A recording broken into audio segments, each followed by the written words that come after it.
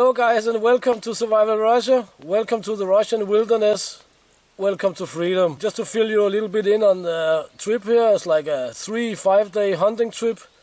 And it's a spring hunting which opens on the 1st of May. And 2 days before this planned trip here, I of course got a cold. I've been working with the firewood, chopping firewood, and there was a quite hard wind, and I got pretty ill. And yeah, I went anyway because, as I said to my wife, I'm only not going if I cannot walk, because this is what everybody looks forward to here. It's 10 days of spring hunting. We are hunting for birds primarily here, but also snowshoe here. And then we are hunting for something called gluhar, which is, I think it's called capercaillie or something in English. But anyway, on the way in, I drew the large part of the match. That meant that I had the right to go hunt the first gluhar, or capercaillie, or what is this, a big black bird. It's like a huge black grouse kind of a bird. Anyway, I went and I got it. Hunting this bird is like a really traditional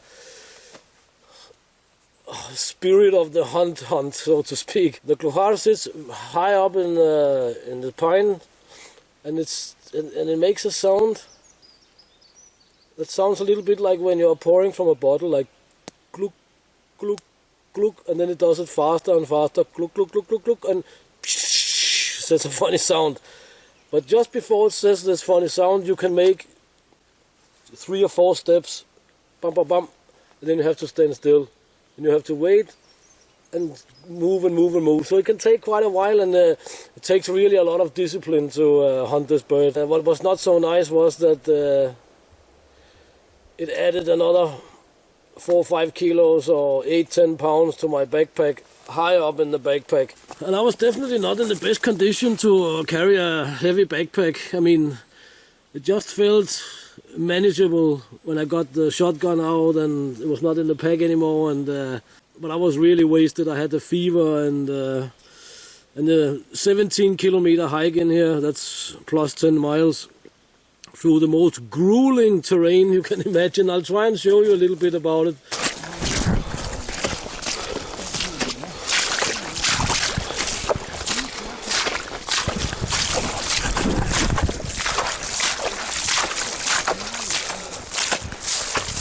That was really hardcore. 3 other guys, they went on a 15-kilometer hike. That's another 10 miles down to a lake. They took good care of me, and so I will stay here and hunt for black grouse, and I'll make food for them when they return in the morning.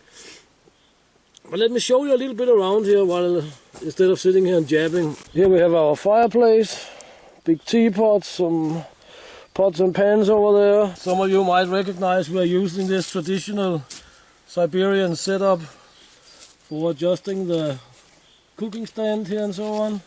It's a really awesome, simple setup. Over there we have our little hunting cabin. In Russian it's called a izbushka, and this is a really awesome cabin. There's some salt because we're gonna use that in a minute. Here's my bird. Welcome to the izbushka. 2 guys can sleep there. 2 more up there. That's where I'm sleeping. Some ammunition, my backpack, sleeping bag, firewood stored underneath. There we have our oven. But what is really awesome about this setup is that you can see it was only like a wooden frame, and then it's the whole thing is covered in this thick felt here. You see it's covered in this heavy felt material, and that makes it possible to stay here in about minus 10-15 and be relatively comfortable. And it keeps out the rain and so on. It's a special material for railroads. They put it underneath the rails and so on. So that's a really awesome cabin. And we are in the middle of nowhere. We are far into forest, like the size of, I don't know, France and Holland put together, maybe bigger, I don't know. But there are no people out here. We have quite a few bears, moose, lynx, all sorts of animals around here. By the way, here's the tail from the capercaillie. can see this has a lot of white on it still, so it means it's not that old, most likely 3 years old. This is the water from our well. It's a little bit yellow, but it tastes nice, doesn't have any weird taste of swamp or something like this. We have a huge swamp out here. This is our well. So we of course have to boil all our water, just a hole in the ground, like a seeping well. Works fine, and as I say, it tastes nice, just have to boil it. It's a little bit yellowish, but who cares? Water is nice, water is needed. I think we're gonna heat up some food, and while the food is heating, I think I will wash my bird and salt it a little bit, because it had to store for another 2 days or something like that. So here's part of our dinner. It is snowshoe hair liver. But that we're gonna heat. I think we're gonna add some canned moose to that. And here we have some peas. And when we are finished eating, I think we're gonna take a walk. I'll show you the route out to the...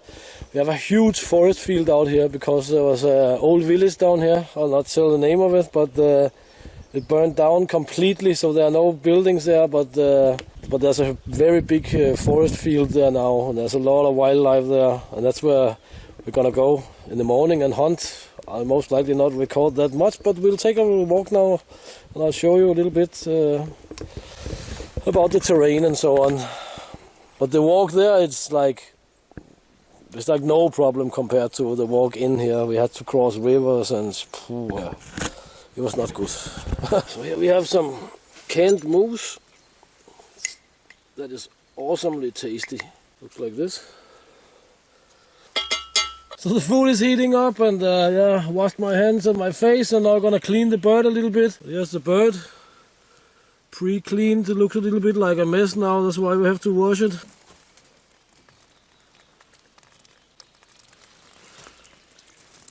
This is our super high-tech washing facility.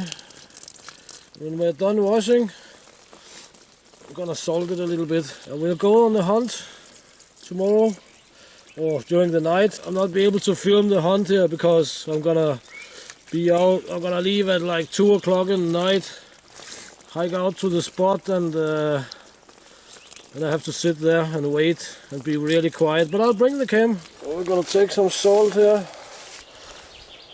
put on here. I'm gonna smear some on the inside as well. Don't have to be too much, just to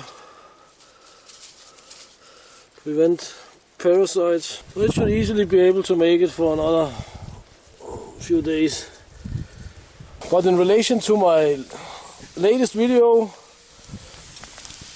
you can see and hear we are burning fresh birch, or we are partly using fresh. We are partly using fresh birch. My mouth doesn't work. But I'm not on 100% yet. So, but let's get something to eat here. See, oh, that looks awesome. So what I actually forgot to mention, that this is actually a mix of duck, Waldschnapp, some mushrooms, and snowshoe hair, and of course the canned moose that I added. And as a side dish, I will just eat these cold peas here, but they are quite nice anyway. Let's try this snowshoe hair liver.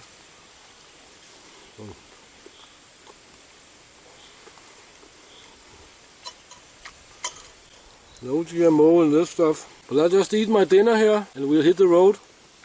I'll bring the camera, see how far it goes with the light. So here we are, an old logging trail. And this is a very, very nice terrain compared to the hike in. I mean, the hike in was mad. There are moose and bear and so on. Wolves, they also use these trails, of course. Now we're on a bit of a tricky spot here. You can see this strip here.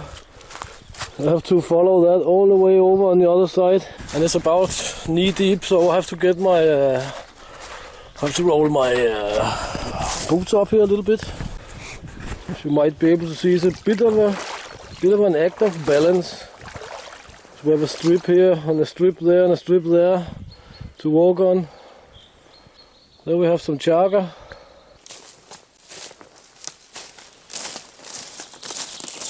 Here we are, the beginning of the huge forest field. It's really, really big. See, moose have been here.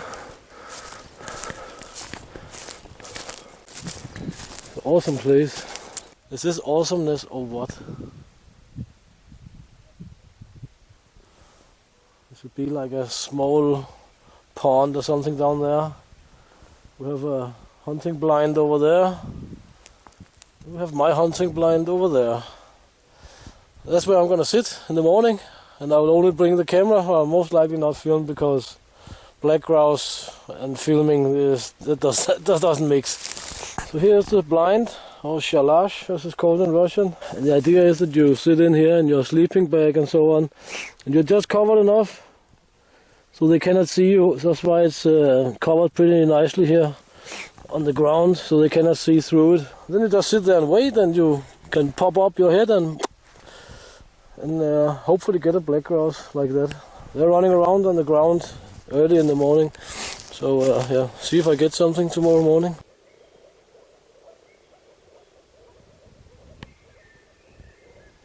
When there's frogs, it's usually good ecology. Let's try and cross it again out there.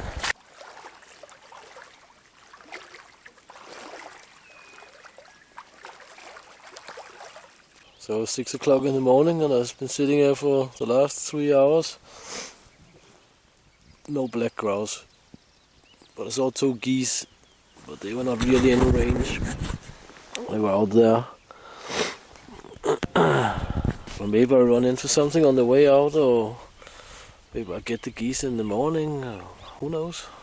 Hunting is always interesting.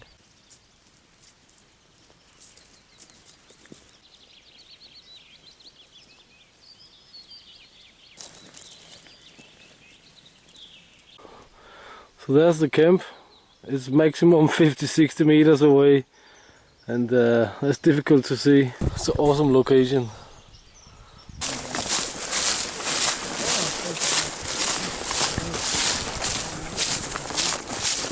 So this is what I managed to put together of usable footage. We were running a pretty tight schedule, out hunting in the evening to like 9:30 in the evening, and then up again at 1:30, 2 at night, hunting again to 6, 7 in the morning, and I was also not feeling very well. So, but anyway, I hope you like the video, and please share, subscribe, like. I always appreciate that. And until next time, get out and train, get it done, and see you again here in Russia.